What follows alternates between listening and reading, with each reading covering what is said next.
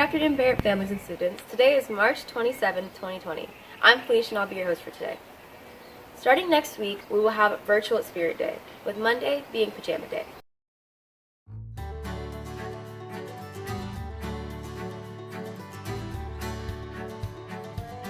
Hey everybody, next week is Virtual Spirit Week. I'm going to be telling you what to wear each day. Monday, stay in your pajamas all day long, as though you haven't been already.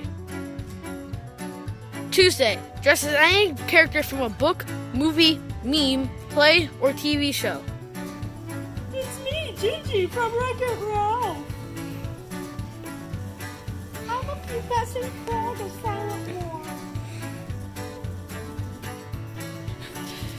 Wednesday is dressed like a fool day. Mismatch your clothes and have messy hair. I think my brother nailed this one. Thursday, are you a clean freak or a messy monster? Show off the state of your room. Are you keeping it clean or making it messy? I think my brother's making it messy.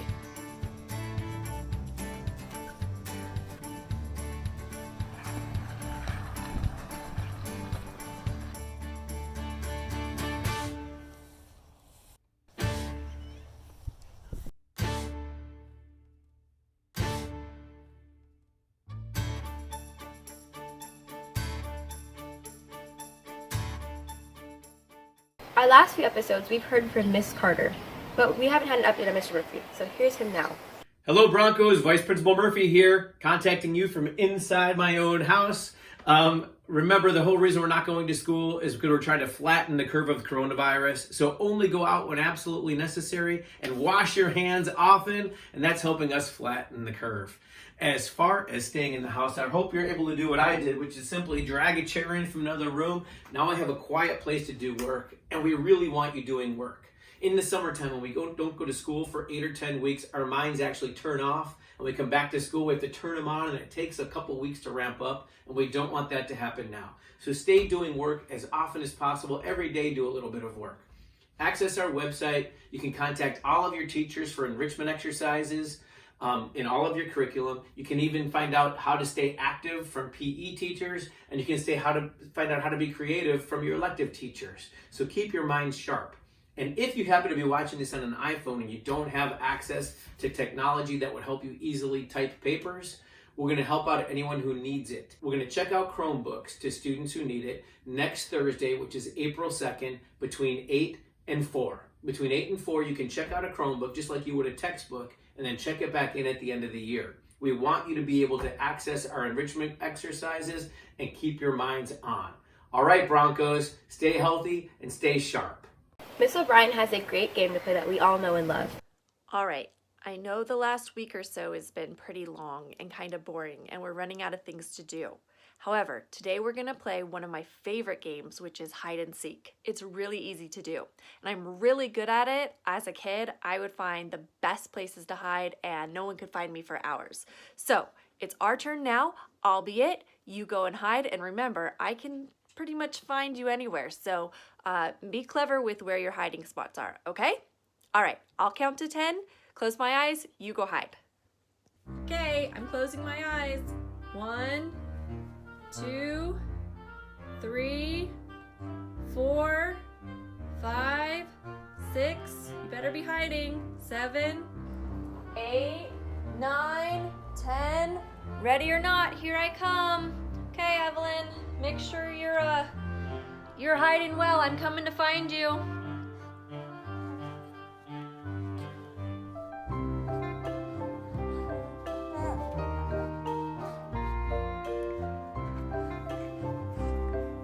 I'm looking.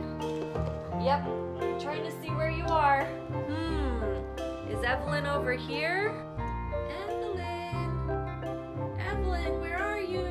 Ollie auction free, come on out. No, she's not in that closet. Is Evelyn over this way? Evelyn, wow, you're really good at hiding. Keep hiding, I'm looking. I'm looking. All right, I'll find you soon. Up next is a PSA on how to manage the spread of the coronavirus. Today I'm going to be showing you 3 ways of how to avoid the coronavirus. The first way of avoiding the coronavirus is by not touching any handles or doors with your hands, instead using your sleeves.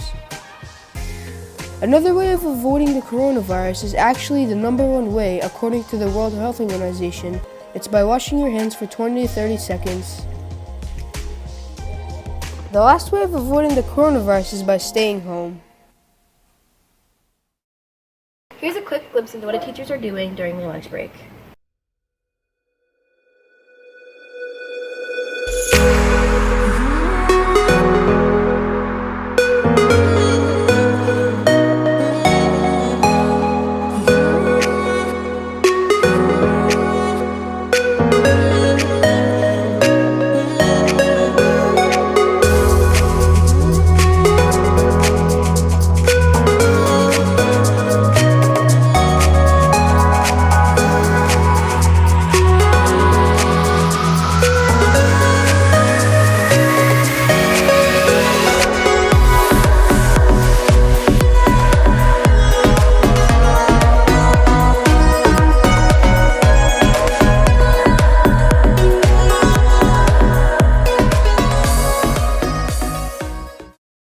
Before we went on break, Mr. Grinzel, Ms. Tishi, and Ms. Honegger, Mr. Darrow went on a conference and were inspired by the words of Mike Smith.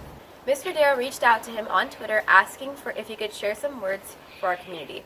Mike Smith agreed, and here's his message, called Rooted in Love.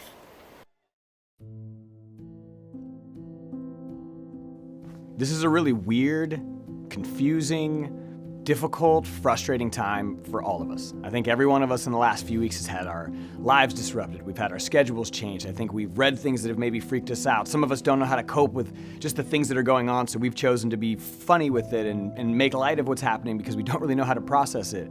I think if you're watching this video right now, you probably feel a lot like all of us. You feel confused, you don't know what to do, and maybe there's this weird sense of uncertainty that you have. And I know that we're all feeling that way. But before we panic, before we freak out, before everybody loses their mind and buys all the toilet paper, I just want to take a second and maybe just pause. Let's just pause for a second and think about what this moment that we're all going to experience, whether we want to or not, is going to give us. It's going to give us something. Yes, it's going to take something. Yes, we're all going to experience loss. Yes, this is going to be difficult. I don't want to downplay any of that for a moment. But what I want to talk about for a second is there might be something that we can learn and something that we can gain from all of this. If you're new to this show, if you've never seen me sit on this crate and talk, what the show was designed to do was, it was designed to talk to kids in the classroom, where we talk about topics like success, we talk about topics like finishing well, about loving on each other, about courage and following your passions and being a good human. And the reason that we created this show was to have conversations in the classroom. And for a lot of you, that classroom is about to change. We're all going to experience this weird shift and this weird transition, but I don't think that we need to walk into this thing terrified. I don't think we need to walk into this thing scared. I don't think we need to walk into this thing looking at what we're gonna lose. But I just want us to take a moment and think for a second. In the midst of what we're losing, I think there's an opportunity for us to try and gain something different, to try and gain something new. I mean, all you parents out there, think about it. Think about how many nights you've scrambled your kid from one practice to the next. You've left something 10 minutes early to get to something 10 minutes late because your kids are flying from activity to activity, and all of a sudden, in a moment, now they're just gonna be at home. So maybe this is your chance to really have some of these conversations with your kids that you've always wanted to have. For you young people who are watching this, for you students, maybe this is a chance for you to get to know your siblings better, a chance for you to get to know your parents better. This is an opportunity for you to get to know yourself better. I really think that all of us have a chance to gain something from this, but I want us to be mindful. I want us to be mindful of all of the young people out there who are gonna experience things in ways that we can't fathom. There are around 4.5 million homeless young people in the United States of America. There are almost 30 million students who get food from school daily. That's where they eat during the week. And that's something that we all have to figure out how we're gonna solve. That's a problem that all of us need to find a solution to. I want you to take a moment and think about some of your classmates. Some of your classmates who maybe don't fit. Some of your classmates who maybe sit by themselves.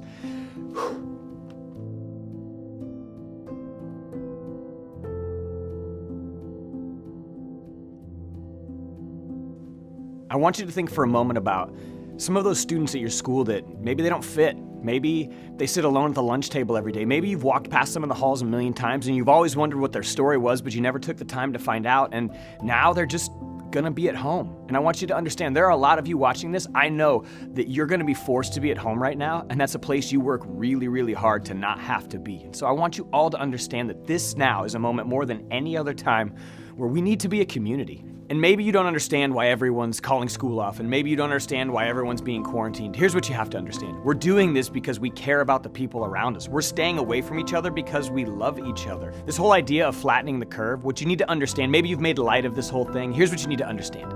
You need to understand that if we all got sick at the same time, the healthcare system couldn't handle it. But if we all got sick over time, we might have a shot at handling this. So one of the best things you can do for your community is self-quarantine. One of the best things you can do for your community is stay at home. Listen, it would be easy for all of us just to sit back and start binge watching all of our favorite shows. It would be easy for you to sit there and just scroll on TikTok mindlessly. It would be easy for you to read every single news report that comes out about what is happening and what you're gonna do about it and how crazy things are gonna get. That's easy.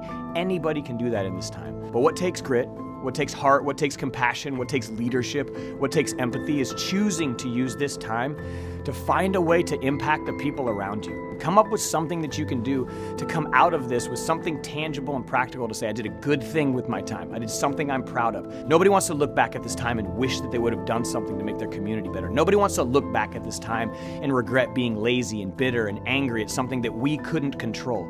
Every one of us has a chance as an individual to use this as a time to grow as an individual. We all have a chance to use this to try to love and make our communities a little bit better. We as a nation have an opportunity to come together, put our differences aside for a moment, and just love on each other. And to all you adults out there watching this, think about what you say. Think about what you talk about in front of your kids. Think about the things that you do on your timelines as well, because everyone's paying attention to everyone now. We're all going to be looking at the same things, paying attention to the same stories, doing the same kind of stuff. My challenge for us is this.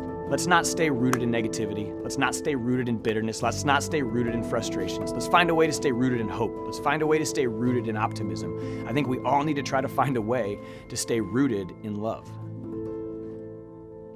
We all understand that we want to be at school and these are tough times, but we will continue to post twice a week to make sure we all stay connected. So if you would like to post a video or a picture, share it to Mr. Darrow. This has been Felicia for BTV, signing off. Bye, Barrett.